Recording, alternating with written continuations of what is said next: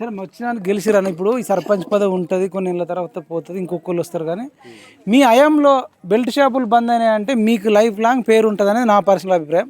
మనం డబ్బే సంపాదించుకోవాలని ఇగో కొందరు 2 కిలోమీటర్ల దూరంలో పోయి కూడా ఇప్పుడు ఒక 10 మంది తాగొస్తారచ్చు.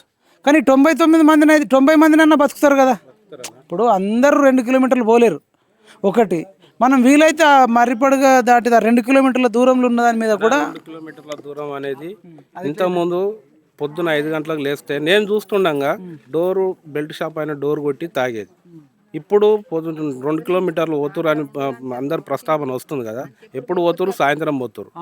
విలేజ్లో ఉంటే ఎప్పుడు స్టార్ట్ చేస్తారు? పొద్దున్నే ఉదయం 5 గంటలకు స్టార్ట్ చేస్తారు. ఇది ఒక మంచి మార్పు. ఇది ఒక మార్పు వచ్చిందన్న. వాడు పొద్దుంతా ఒకవేళ నిజంగా పని చేసి ఒక 2 కిలోమీటర్ల దూరం పోయి వాడు ఒక క్వార్టర్ తెచ్చుకున్నా ఒక అర్థం ఉంటుంది. కానీ పొద్దున లేచి డోర్ కొట్టి తాగుడేందమ్మా ఇది దేశానికి అట్లా జరిగిందన్న. అది కళ్ళారా మేము చూసినాము.